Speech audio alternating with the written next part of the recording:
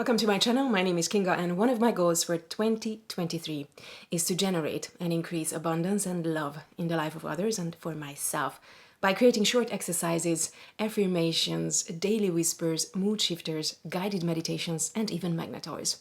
Subscribe to my channel so you get to listen to some of my audios for free, and visit my website for more, 𝗙𝗵𝗶𝗵.com.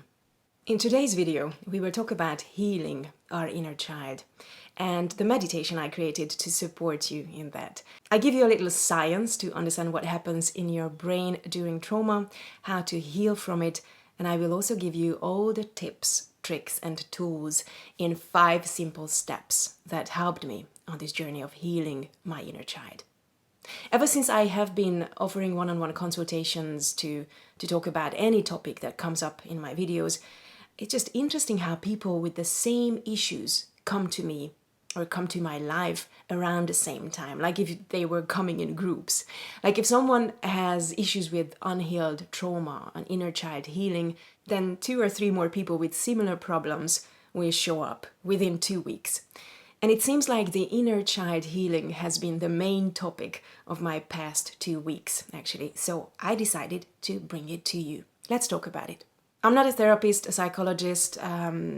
I'm just a person who has used meditation ever since I was 13 years old for many things in my life, from healing trauma to being able to reconnect with people, fixing relationship issues, connecting to a higher consciousness, getting answers to big questions, solving mathematical equations even, getting all sorts of downloads, vegan cheese recipes for my business, awakening my psychic power and intuition, and just generally becoming a better person, and to manifest things in my life. And I have been to countless numbers and different forms of therapy sessions. I especially love the 𝗙𝗵𝗶𝗵 family constellation. And in order to heal myself, I have educated myself on many topics, but I always go back to meditation as the #1 tool to help me change my limiting self-beliefs, manage emotional reactions, learn new ways when dealing with conflict, trauma, and so on. And I also enjoy creating meditations for others. And by the way, I also offer custom-made guided meditations, not just generic ones, and more info on my website, 𝗙𝗵𝗶𝗵𝗿.com. And I have a brand new meditation that I just uploaded to my Etsy. I created it to help you heal your inner child. And of course, I created it for myself first and foremost, because that's how it is. That's how it always starts with my meditations. So I made it to help myself heal my inner child after a couple of therapy sessions, because I felt that just talking about it wasn't enough. And I needed like a daily practice. And I have used it many times. I have also made some improvements, changes to it, and now I feel that it is finally ready to be shared with others. You just need your headset, a big pillow, and lots of tissues, because I think it's highly likely that you will cry as well. What is the pillow for? To hug, to simulate the hugging of your wounded inner child during the meditation, where you actually get to meet him or her. It's a powerful practice. Link to my website and the meditation below. You must acknowledge and accept past experiences that may have wounded or hurt you. But I don't believe in consistently revisiting them or dwelling on them. Doing so forces you to relive those experiences, which is not conducive to your current emotional or vibrational state and your state of mind. Your brain cannot distinguish between remembering a past event, experiencing something in the present, or imagining a future scenario. It produces the same chemicals in all these situations without differentiating between time frames. So basically, you have the same physical reaction whether you just remember, experience something in the present, or imagine the future. By the way, this is the secret that we employ in visualization meditations when manifesting things. So both Abraham Hicks and Dr. Joe Dispenza suggest focusing on what you want instead of what made you or makes you feel in a negative way. Whatever you are thinking and emotionally feeling is only creating or attracting more of that, like more experiences that will keep you in that vibrational or feeling state. So why giving your focus and energy to the negative when you can just as easily change your focus and think of happy thoughts. So when we experience something really upsetting or traumatic, it can have an impact on our brain. Trauma can cause damage to different parts of our brain and affect how our brain develops as we grow. And this damage can have a lasting effect on us later in life. One part of our brain that can be affected is called the amygdala. It's like our brain's alarm system. And when we experience trauma, the amygdala can become overactive, making us feel more scared or anxious. And this can make it harder for us to feel safe and calm in everyday situations. Another part of our brain that can be affected is called the hippocampus. It's like our brain's memory center. Trauma can make it harder for the hippocampus to do its job properly. It can lead to difficulties remembering things and forming new memories. Additionally, trauma can affect the prefrontal cortex, which is responsible for decision-making and controlling our emotions. And when trauma damages this part of the brain, it can make it harder for us to make good decisions and regulate our emotions effectively. Now, these brain changes caused by trauma can have long-term effects on our mental health and well-being. They can lead to problems such as anxiety, depression, difficulties with relationships, and trouble concentrating or learning. However, it's important to know that our brains are incredibly resilient. With support, care, and appropriate help, our brains can heal and develop new pathways. This means that even if we have experienced trauma, there is hope for recovery and a brighter future. Now, reliving and remembering old traumas is not the way to heal it. It can have a significant impact on our brain, because when we recall traumatic experiences, it can activate the same parts of the brain that were involved during the original trauma. And this can trigger a stress response and release stress hormones, which can make us feel anxious and scared and upset. One part of our brain that is particularly involved in this process is the already mentioned amygdala.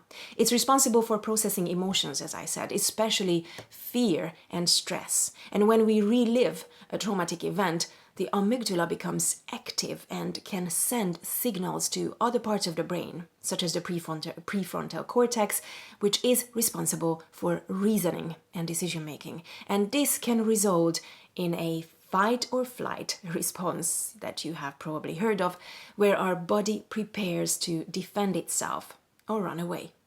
Moreover, the constant replaying of traumatic memories can reinforce the connections between different parts of the brain associated with the trauma. And this can make the memories more vivid and intense, as if we are experiencing them all over again. It can also make it more challenging to move on from the trauma and can contribute to the development of conditions like PTSD, which is post-traumatic stress disorder. So it's important to note that everyone's response to reliving trauma can be different. Some people may feel overwhelmed and distressed, while others may experience numbing or detachment. Continually revisiting old traumas without proper support and guidance can be harmful to our overall well-being. So my approach is, instead of reliving past traumas we suffered as children, for example, how about healing ourselves by loving the traumatized, hurt, damaged part of us? How about giving our inner wounded child exactly the support, the care, the love that he or she was lacking and needing, because it's never too late. The inner child represents the vulnerable younger version of ourselves that experienced the trauma.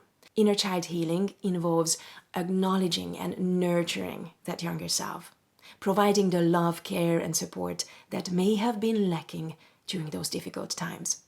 However, it's not just about acknowledging and healing old traumas, but also developing new pathways in our brain so that we can respond differently next time we are triggered. I'm going to give you my 5 steps that helped me. And I have to admit, I'm not done, I'm not completely healed yet, but I have come a long way. And I want to share my tools with you so that you can also step on this beautiful journey of healing your inner child. Step number 1, recognition and validation. We acknowledge the pain and emotions associated with our past traumas, and by validating our inner child's experiences, we begin to create a safe space for healing. Number 2, reconnecting with the inner child. Through visualization, meditation, or therapeutic techniques, we establish a connection with our inner child. And this allows us to listen, understand, and provide comfort to that part of ourselves that experienced the trauma. I'm happy to announce that I have now published a meditation to help you with this process. It has been tried and tested and approved by my therapist too. Link to the meditation in the description and the comment section below. Number 3, reparenting and nurturing. We consciously provide the love, care, and support that may have been missing during the traumatic experiences, and this is mainly done during the meditation I just told you that I created for you, but it can also involve practicing self-compassion, self-care, and engaging in activities that bring joy and healing. Now, the activities are things you need to discover yourself, because they are different for everyone, but for cultivating self-compassion and self-love, I am happy to share links to 3 of my meditations below. One on my Etsy called Self-Love Meditation, and 2 free ones on my YouTube channel, the Breathe in Love and the Appreciate Yourself meditations. The next step, number 4, is challenging limiting beliefs. Because trauma can shape our beliefs about ourselves and the world. Inner child healing helps us identify and challenge these limiting beliefs, replacing them with more empowering and positive ones. You can actually create a list of all the limiting beliefs you may have. Like, I'm not enough, I don't matter, I'm not intelligent enough, I'm not wanted, I'm not worthy of love, I cannot trust anyone. So write them on the left and then write down on the right affirmations and positive statements that counteract the limiting belief. For example, if the belief is I'm not worthy of love, affirmations could be I am deserving of love and care, or I am lovable just as I am. Repeat these affirmations aloud or in your mind many times during the day. Write them on sticky notes and place them all over your home. Now, my favorite new addition to my inner child healing practice is the step number 5, which I named positive rehearsing. I don't know if there's a scientific term for this practice, actually. I just gave it a name myself. This practice involves deliberately reimagining and reenacting a situation in your head immediately after the triggering event, but this time responding in a more constructive and empowered manner. Remember, this is all happening in your head, in your imagination. And by withdrawing and sort of entering a meditative state after the triggering event, we create a focused and receptive mindset for this practice. In this state, our brain is more open to creating new connections and associations. During this mental practice, we vividly imagine the triggering situation as if it is happening again right now. However, this time we intentionally visualize ourselves responding in a way that aligns with how we believe is most beneficial for the situation or the relationship we are in. By rehearsing this new response, we are essentially training our brain to create different neural connections and strengthen more adaptive pathways. And we reinforce the neural connections associated with that particular desired response, gradually making it a more automatic and natural reaction. Now, this is huge, because I remember how many times I cried to my therapist because I was just disappointed and frustrated that even though I was doing the work, I was being self-aware and self-correcting, I still kept reacting the same way to the same triggers. And every time I did, it was like just another failure of the same test, another reason to feel bad about myself. Like if you know the right answer, yet every time they ask you that particular question in a test, your hand takes over and writes the wrong answer. Like if you were not there to take over control, just watching from outside. And I found this so frustrating. And after decades of therapies and other self-healing practices, I was losing hope. I cried to my therapist, thinking I will never be able to change this. Then I created the inner child healing meditation for myself. I listened to it daily. And when I faced the same challenge or trigger, I allowed myself to react the way I did, like whatever came out of me automatically. But after that, instead of feeling awful about myself and feeling like I'm a failure, I just withdrew to my solitude and I reimagined the whole situation. But this time I responded the way I always wanted. I only had to do it a couple of times, and now I am more confident than ever that when I have to face the same triggering situation, I will find it easier to stay conscious and be able to choose to respond the right way. And to be able to choose when you are triggered is huge.